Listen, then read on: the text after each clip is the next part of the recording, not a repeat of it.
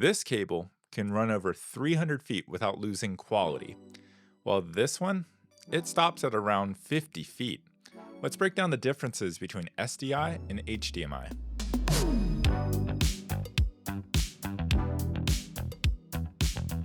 Welcome back. Today we're diving into the world of video cables. If you're new to the industry or you're looking to up your production quality, knowing the difference between SDI and HDMI is super important. So just a quick history lesson here on SDI, which stands for Serial Digital Interface. It has been the go-to for professional broadcasters for ages, since its creation in 1989. It's rock solid and can handle all sorts of signal standards, some of those being, for example, 3G, 6G, and 12G. That means it supports everything from SD to HD and 4K when it comes to resolutions at a variety of frame rates. Now, you might be thinking, why does this matter to me? Like, why do I need to know about SDI? I've got HDMI, it works perfectly well. And it's great. HDMI is great for home setups where you've got your game console or a camera and you're just connecting it to a TV or like an ATEM Mini.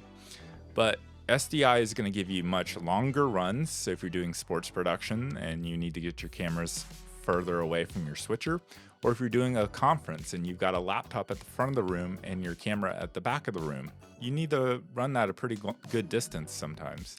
And SDI is going to give you that flexibility. It also has a locking connection, so the cable's not just going to fall out if somebody tugs on the cable or it gets stepped on, unlike HDMI. And it's also more robust. It's not going to break. It's not as fragile as HDMI tends to be on some devices. So that's why it's loved by the pros, and they use it in the studio and in live events all the time as their go-to cable. One of the cool things about SDI is you can make your own SDI cables on the spot as well. You need a specific length, you just cut it, terminate it, and you're all set. It's super handy for custom installations and on-site setups. With HDMI, you're not going to be able to do that, so you're going to be stuck with the length that you buy. That can be a real problem when you're trying to deal with all the excess cable, or if you end up too short, it can kind of limit you in those ways. So the bottom line is, SDI isn't just more durable, reliable, it's way more flexible for production setups.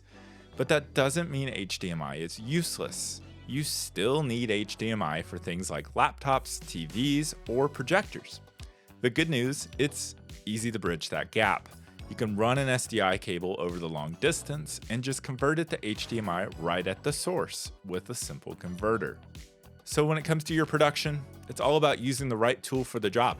Or in this case, the right cable for the job. If this was helpful, make sure to subscribe to be notified when new videos come out, and I'll see you next time.